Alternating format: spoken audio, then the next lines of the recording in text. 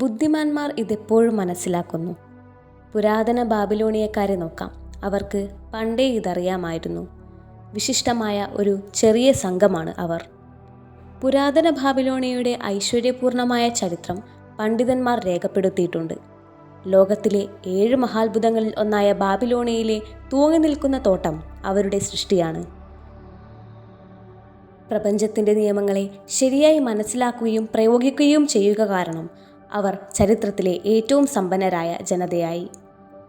ലോകത്തിൽ ആകെ സമ്പാദിക്കുന്ന സമ്പത്തിൻ്റെ 96% ലോക ജനതയുടെ 1% കയ്യിൽ ഒതുങ്ങിയത് എങ്ങനെയാണെന്ന് നിങ്ങൾ ചിന്തിച്ചിട്ടുണ്ടോ? അത് വെറും യാദൃശ്ചികമാണെന്ന് നിങ്ങൾ കരുതുന്നുണ്ടോ? അങ്ങനെയല്ല, അത് അപ്രകാരം രൂപകൽപ്പന ചെയ്യപ്പെട്ടതാണ്. അവരെല്ലാം ചില കാര്യങ്ങൾ മനസ്സിലാക്കിയവരാണ്. അവർ രഹസ്യം മനസ്സിലാക്കിയവരാണ്. ഇപ്പോഴിതാ ആ രഹസ്യം നിങ്ങൾക്കും പരിചയപ്പെടുത്തുന്നു. ജീവിതത്തിൽ ധാരാളം സമ്പത്തുണ്ടാക്കിയവരെല്ലാം അറിഞ്ഞോ അറിയാതെയോ ഈ രഹസ്യം പ്രയോജനപ്പെടുത്തിയിരിക്കുന്നു. അവരുടെ ചിന്തകൾ സമ്പൽ സമൃദ്ധിയെക്കുറിച്ച് മാത്രമായിരുന്നു. മറിച്ചുള്ള ചിന്തകൾ അവരുടെ മനസ്സിൽ വേരൂന്നാൻ അവർ അനുവദിച്ചില്ല. അവരുടെ പ്രബല ചിന്ത സമ്പത്തിനെക്കുറിച്ചായിരുന്നു. സമ്പത്തിനെക്കുറിച്ച് മാത്രമേ അവർക്കറിയൂ. മറ്റൊന്നിനും അവരുടെ മനസ്സിൽ സ്ഥാനമില്ല. അവരുടെ മനസ്സിൽ നിറഞ്ഞു നിന്ന സമ്പത്തിനെക്കുറിച്ചുള്ള ചിന്തകളാണ് അവരറിഞ്ഞോ അറിയാതെയോ സമ്പത്തിനെ അവരിലേക്ക് ആകർഷിച്ചത്. അവിടെ ആകർഷണ നിയമം പ്രവർത്തിച്ചു. രഹസ്യത്തിൻ്റെയും ആകർഷണ നിയമത്തിൻ്റെയും പ്രവർത്തനം വ്യക്തമാക്കുന്ന ഒരു ഉത്തമ ഉദാഹരണമിതാ. ഒരുപാട് ധനം സമ്പാദിക്കുകയും പിന്നീട് അതെല്ലാം നഷ്ടപ്പെടുകയും ചുരുങ്ങിയ സമയം കൊണ്ട് വീണ്ടും അളവറ്റ ധനം തിരികെ സമ്പാദിക്കുകയും ചെയ്ത ചിലരെപ്പറ്റി കേട്ടിട്ടില്ലേ? ഇതാണ് ഇവിടെ സംഭവിച്ചത്. അറിഞ്ഞോ അറിയാതെയോ അവരുടെ മനസ്സിലെ പ്രപഞ്ചചിന്ത ധനം മാത്രമായിരുന്നു.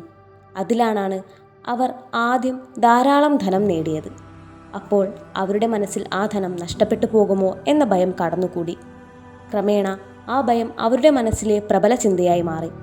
അവരുടെ ചിന്തകളിൽ ധനം തേടുന്ന ചിന്തയേക്കാൾ ധനം നഷ്ടപ്പെടുത്തുന്ന ചിന്തകൾക്കായി മുൻതൂക്കം. അതുകൊണ്ട് തന്നെ അവരുടെ ധനമെല്ലാം നഷ്ടപ്പെട്ടു പോയി. സമ്പത്ത് പൂർണ്ണമായും നഷ്ടപ്പെട്ടതോടെ നഷ്ടപ്പെടുന്നതിനെക്കുറിച്ചുള്ള ഭയം അപ്രത്യക്ഷമായി. ധനം സമ്പാദിക്കുക എന്ന ചിന്തയ്ക്ക് വീണ്ടും മുൻതൂക്കം വന്നു. ധനം അവരിലേക്ക് തിരിച്ചു വരികയും ചെയ്തു.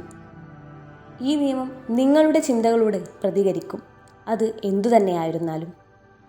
ആകർഷണ നിയമത്തെ വളരെ ലളിതമായ രീതിയിൽ ഞാൻ കാണുന്നത് ഇങ്ങനെയാണ്. ഞാൻ സ്വയം ഒരു കാന്തമാണെന്ന് സങ്കല്പിക്കുന്നു. അപ്പോൾ മറ്റൊരു കാന്തം എന്നിലേക്ക് ആകർഷിക്കപ്പെടും എന്നെനിക്കറിയാം. നിങ്ങളാണ് ഈ ലോകത്തെ ഏറ്റവും ശക്തിയേറിയ കാന്തം. ഈ ലോകത്തെ മറ്റെന്തിനേക്കാളും ശക്തിയേറിയ കാന്തിക സ്വഭാവം നിങ്ങൾക്കുണ്ട്. അളക്കാനാവാത്ത ഈ കാന്തിക ശക്തി നിങ്ങളുടെ ചിന്തകളിലൂടെയാണ് വികിരണം ചെയ്യപ്പെടുന്നത്. അടിസ്ഥാനപരമായി ആകർഷണ നിയമം പറയുന്നത് സമാനമായവ തമ്മിൽ ആകർഷിക്കും എന്നാണ്.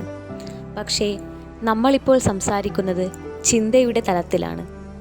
സമാനമായവ തമ്മിൽ ആകർഷിക്കും എന്ന് ആകർഷണ നിയമം പറയുന്നു. അതിനാൽ നിങ്ങൾ മനസ്സിൽ എന്തെങ്കിലും ചിന്തിക്കുമ്പോൾ നിങ്ങൾ സമാനമായ ചിന്തകളെ നിങ്ങളിലേക്ക് ആകർഷിക്കുന്നു. നിങ്ങൾ ജീവിതത്തിൽ അനുഭവിച്ചിരിക്കാൻ സാധ്യതയുള്ള ആകർഷണ നിയമത്തിൻ്റെ പ്രവർത്തനത്തിൻ്റെ കുറേ ഉദാഹരണങ്ങൾ പറയാം.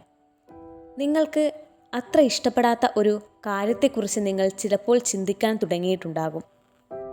ചിന്തിക്കും തോറും അത് കൂടുതൽ കൂടുതൽ മോശമായി തോന്നും. അതിന് കാരണം കുറച്ചു നേരം നിങ്ങൾ ഒരു കാര്യം തന്നെ ചിന്തിച്ചു കൊണ്ടിരുന്നാൽ ആകർഷണ നിയമം ഉടൻ തന്നെ സമാനമായ കുറേ ചിന്തകൾ കൂടി നിങ്ങൾക്ക് തരും. നിമിഷങ്ങൾക്കുള്ളിൽ നിങ്ങളുടെ മനസ്സ് സമാനമായ അസുഖ ചിന്തകൾ കൊണ്ട് നിറയും. സാഹചര്യം കൂടുതൽ വഷളാകും. കൂടുതൽ അതിനെപ്പറ്റി ചിന്തിക്കുമ്പോൾ നിങ്ങൾ കൂടുതൽ അസ്വസ്ഥനാകും. സമാന ചിന്തകൾ ആകർഷിക്കപ്പെടുന്നത് ചില പാട്ടുകൾ കേൾക്കുമ്പോൾ നിങ്ങൾക്ക് അനുഭവപ്പെട്ടിട്ടുണ്ടാകും. ആ ഗാനം നിങ്ങളെ വിട്ടുപോകാതെ നിൽക്കുന്നത് പോലെ തോന്നും. അത് വീണ്ടും വീണ്ടും നിങ്ങളുടെ മനസ്സിൽ ആവർത്തിക്കും. ആ പാട്ട് കേട്ടപ്പോൾ നിങ്ങൾ അറിയാതെ തന്നെ നിങ്ങളുടെ മനസ്സ് പൂർണ്ണമായും അതിൽ മുഴുകി. ആ ഗാനം ചിന്തയുടെ കേന്ദ്രമായി. അപ്പോൾ ആ ഗാനത്തെക്കുറിച്ചുള്ള സമാനമായ ചിന്തകളെ നിങ്ങൾ ശക്തമായി ആകർഷിക്കുകയായിരുന്നു. അതിനനുസരിച്ച് ആകർഷണ നിയമം പ്രവർത്തിച്ച് ആ ഗാനത്തെക്കുറിച്ചുള്ള കൂടുതൽ ചിന്തകൾ വീണ്ടും വീണ്ടും കൊണ്ടുവരും. മനുഷ്യരായ നമ്മുടെ ജോലി നമുക്ക് ആവശ്യമുള്ള കാര്യങ്ങളെക്കുറിച്ചുള്ള ചിന്തകൾ മനസ്സിൽ നിലനിർത്തുക എന്നതാണ്. എന്താണ് വേണ്ടതെന്നതിനെക്കുറിച്ച് മനസ്സിൽ തികഞ്ഞ വ്യക്തതയുണ്ടാവണം. അതിൽ നിന്ന് നമ്മൾ ഏറ്റവും മഹത്തായ പ്രപഞ്ച നിയമങ്ങളിൽ ഒന്നിനെ ആകർഷണ നിയമത്തെ ആവാഹിക്കാൻ തുടങ്ങുന്നു. നിങ്ങൾ എന്തിനെക്കുറിച്ച് ഏറ്റവും കൂടുതൽ ചിന്തിക്കുന്നുവോ നിങ്ങൾ അതായിത്തീരും. മാത്രമല്ല, നിങ്ങൾ എന്തിനെക്കുറിച്ച് കൂടുതൽ ചിന്തിക്കുന്നുവോ അതിനെ നിങ്ങൾ ആകർഷിക്കുകയും ചെയ്യും.